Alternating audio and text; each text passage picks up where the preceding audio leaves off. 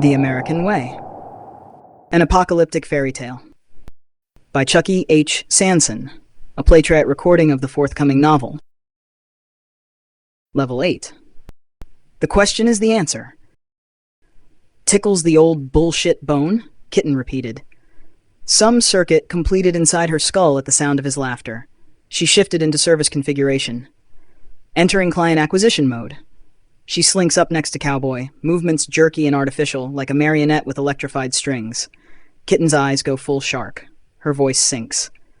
Hello and welcome to the best little tickle house in Meth, Kansas. Please be aware that in order to ensure quality service, your session may be recorded and broadcast and logged in the cloud eternal. Enter your national debt number below and follow the menu to the... Cowboy throws up his hands in defense. Whoa, little lady, I ain't here for any of that kind of mularky, especially since last I heard all the real women were gone. Microwaved, even. Well, that can't be true, Kitten said. I'm standing right here. Even I can't argue with that. Wait 1 second. You're not a gobbling Satanope, are you? Kitten blinks, pupils like twin zeros waiting for input. I hate those darn Satanopids. They're my worst farkin' nightmare. They're everybody's worst farkin' nightmare, little lady, trust me. That's kind of their whole point, Cowboy drawled hard. Kitten steamed, unimpressed. Didn't you hear? They rule Super America now. Well, actually, it's a toss-up between the KK cult of maggots, the citizens of the sovereign citizen sovereignty, the glamlord bands of freedom savages, and the gay rhinos, of course. He squinted. It's a real nightmare bracket out there.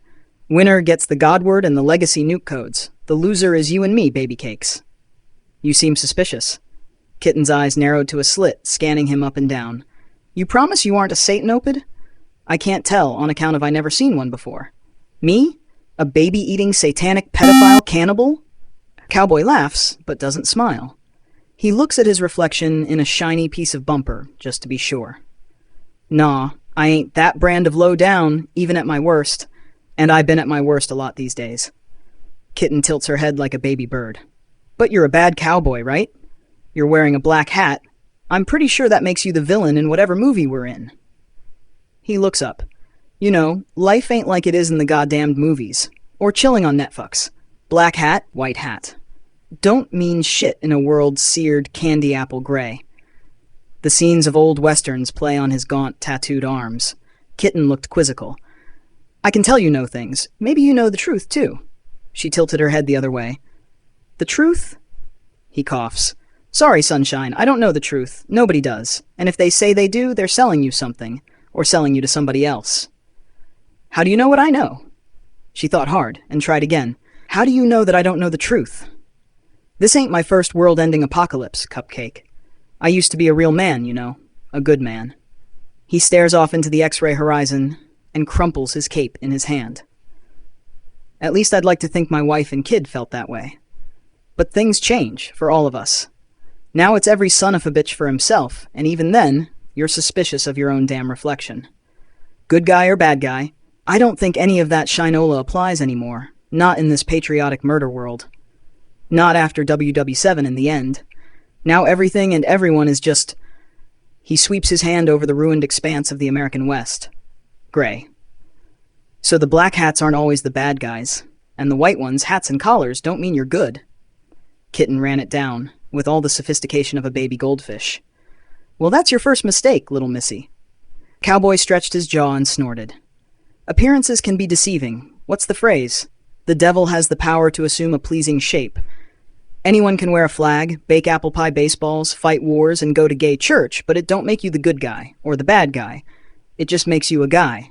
Unless you're a gal or whatnot. That seems pretty unlikely. Who's in charge of the outside these days? I'd like to talk to America's manager, please.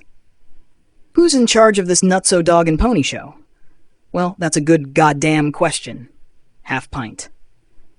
Cowboy laughs hard like a busted jukebox coughing up bloody clumps of Toby Keith. Who knows? Maybe God. Maybe the devil himself. Maybe the actual president. I don't remember ever hearing he stepped down after bulldozing the term limit like a rodeo clown on bath salts and locking himself in the great white unfinished pyramid. Wait a sec, bro. Kitten raised a finger. We're still talking about this president dude, right? Cowboy leaned in again. Oh yeah, the commander-in-chief. So as far as me or anyone knows, he's still in that hillbilly brick triangle. Still signing executive orders in crayon, still eating hamburgers and watching reruns of his own inauguration, still president from beyond the veil and giving himself mushroom head enemas of fentanyl and Diet Coke. President, huh? Kitten pauses and listens to her glass radio. Is the president like the guy who holds the big key ring at Arby's or something? You haven't heard the good news, the saga of the American president? The president is the answer to everything. Don't you ought to know that by now? Cowboy spread his hands in the air like he was parting the red tape sea.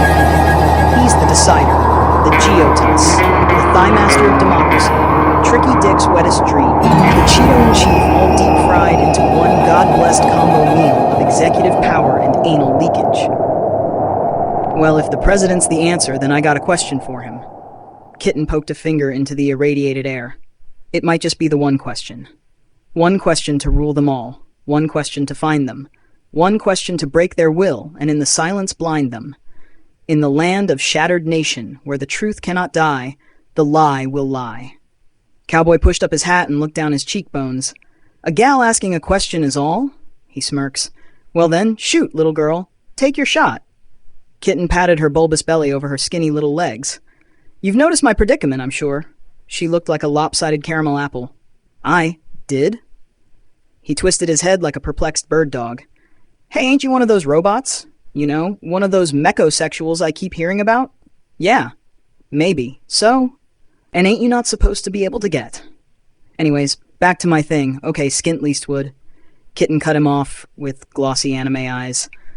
I want to ask this president if he knows who the father might be, because I think he may just have an idea who it is.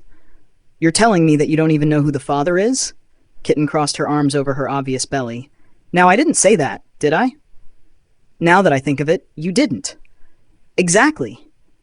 Kitten scrunched up her nose. So, where's this president guy? Like right now? Today even. Cowboy scratched his head. Word is he's in the lost city of Washington, GA, in what they call back east. He scratched again longer. Now, I never actually been there myself, see? But this highway? He thumped his boot on the burned blacktop. This here writhing rattlesnake is the American way. Last road on Super Earth. Only goes one direction. The only place you need to be. Where else could it end but up that massive orange asshole? Great. Then it's decided. So you're going to help me find the president? Kitten squealed like a pixie on a sugar high. That's the deal, right? Deal? Again. Whoa, turbo. Cowboy puts one hand over his heart and cuts the other across his stubbled throat. Even if I did, you really think the president, if he's real and alive, is going to help you with your little predicament? Why wouldn't he? Kitten blinked. Genuine as a gaslight. He's the president, right? That's the president's job. He helps people. That's how you get elected, right? You're like the best guy who helps the most people. Why would anyone vote for anything else? Kitten was getting in her own weeds. Yeah, he's a guy, all right? That much I can say. Now, best guy or worst guy, it's kind of like I said before with the colored hats. All gray. Got it. Nothing is simply good or evil in a chaotic world ruled by natural and cosmic forces, right? So, this white city of Washington, you have any idea about how I could get there? Kitten glances suggestively at the Mach 1. You know, to ask the president my special question. She bats her big eyes at the ancient demon gas guzzler. Hold it right there. Grab the reins and pump the brakes, little girlie. You see, taking my ride, that's going to be a problem. A cowboy and his trusty steed don't part unless one of them buys the farm. Them's the rules. Cowboy sees where this is going way too fast. So if you want to play double jeopardy with Mr. Golden Poopy Pants, you're going to have to hoof it. Hoof it? Concern flashed over Kitten's innocent cheeks. You gotta help me, mister. You got wheels. Don't you want the president to do his job, you know, helping people? If we all help each other, then everyone will be happy and safe. That's the real American way, right? That's debatable, and besides, he slapped the front quarter panel of the Mach 1. You see, the old lady's been feeling a mite under the weather as of lately. She's got what they call the no-vaz in the motaz. Sure. Typical. That's fine, I'll walk, old man. Or hoof it, or whatever. You be you and whatever. Kitten half shrugs, quarter smiles, and looks back full on. But not at Cowboy. Bye, little Roomba. I love you even though you're dead and maybe we're never alive. Turning either direction down the American way, she twists up her lips. Okay, Mr. Marlboro Man smart guy, which way to this president again? Left or right? Cowboy fumbles. She should be right down the middle, but unfortunately it's that way. A hard left. The man pointed west, then he immediately second-guessed and swung east. I mean a hard right. He thought again. Best not to go too far either way. Got it. Much obliged. Kitten curtsies and sets out in the direction of this president. She embarks on her quest. Cowboy squints after her. Now, wait just one gosh darn second, honey bunny. You're really gonna march across hell in high Walmart just to ask one man a question? Yep. All alone? With nobody else but you? Yep. You super sure? Super, yep. Kitten smiled like a metronome. I have to. I'm the only one I trust not to betray me. Huh, that's sadder than you know, little darlin'. But it might be the sanest thing I heard since the world got turned inside out. Anyways, been nice knowing you, pal. Kitten walked off with a single-mindedness in her dead eyes. But I got a real important question to ask. To someone who needs to answer for it. Cowboy squinted after her, scratching the back of his neck. He couldn't decide if the little necro girl was the prayer no one dared say out loud, or the curse that doomed the world forever. And he wasn't sure he gave a damn either way. Okay, everyone, thanks for kicking ass through the American way. Remember, this was just a taste. If you made it this far, you probably already know, this story isn't safe. It's not sanitized for platforms. It's too raw for Substack, too volatile for Royal Road, too true for Medium. But it's real. And it's only just begun.